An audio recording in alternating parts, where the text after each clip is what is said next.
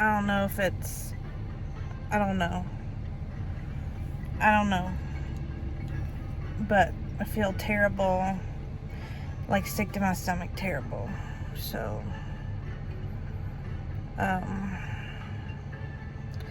we're just hanging out here for a while, and it's going to take us a while to get to Salt Lake City today.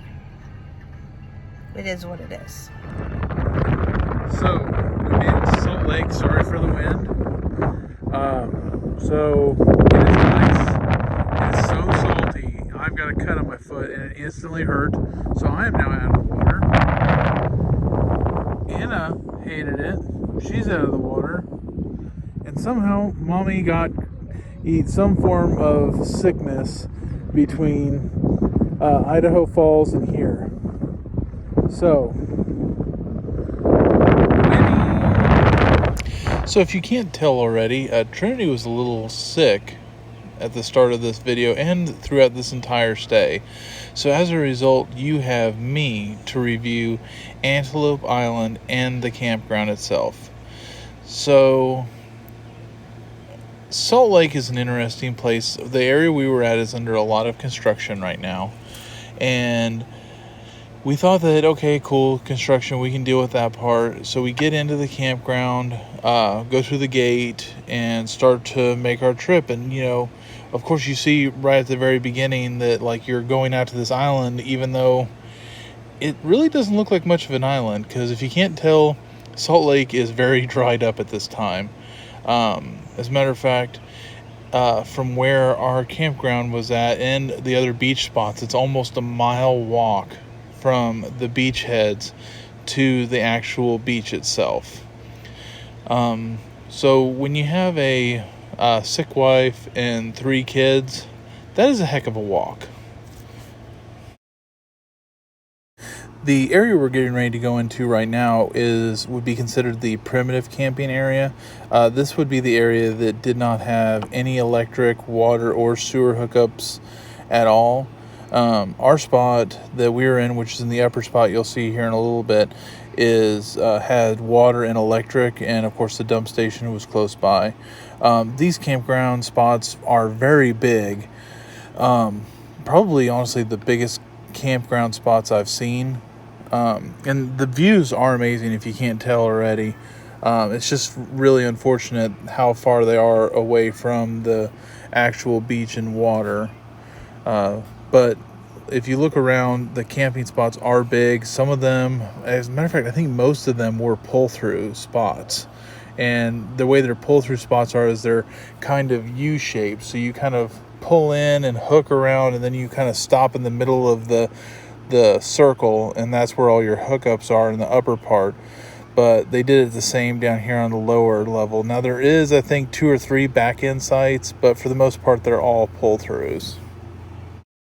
So we're starting the loop around where we were at. This upper loop is where all of the water and electric sites are. There does seem to be a few more back-end sites up here. We got to pull through, and there is a lot of pull-throughs.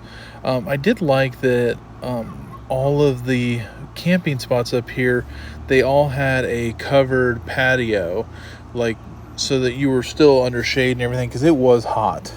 And the spaces are huge. Everything is well marked.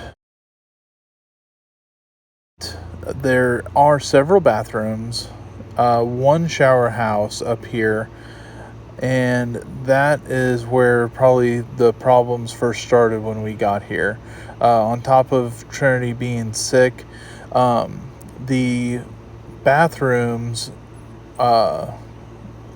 you wouldn't have thought they were dirty, but they were so infested with silverfish that you couldn't, you were afraid to put your pants down in the bathroom.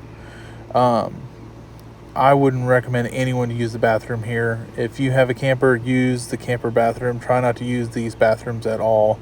I hope that they fix this. The other issue that I had here is that the shower house that is up here, they have closed. I don't know why. They didn't tell us that at the ranger station, and there was just a sign that said you had to go to the beach house to shower.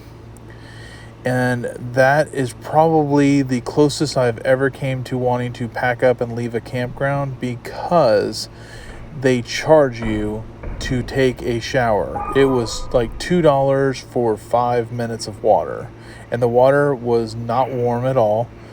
And it was a small little cement cube for you to go into and put your money into and shower. It was the closest I've ever felt to being in a washing machine. They should have actually had an agitator in there, because that would have probably made it so that I could have washed myself better. But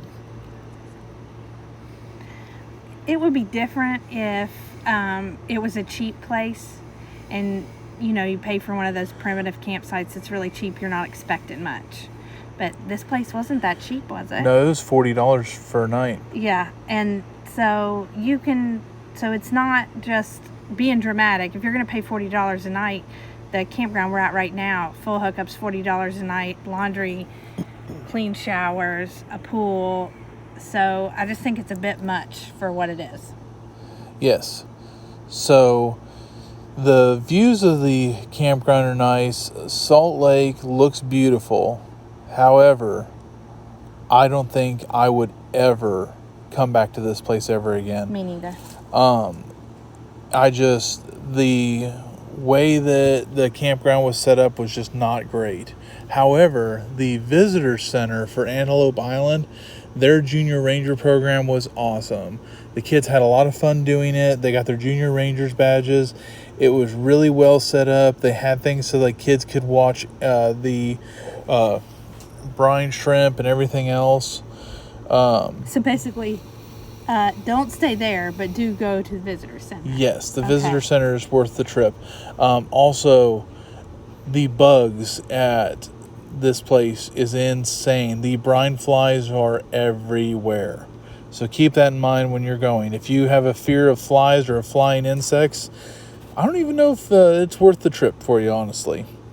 So I'll leave you the rest of this to enjoy some views of Antelope Island and of Salt Lake.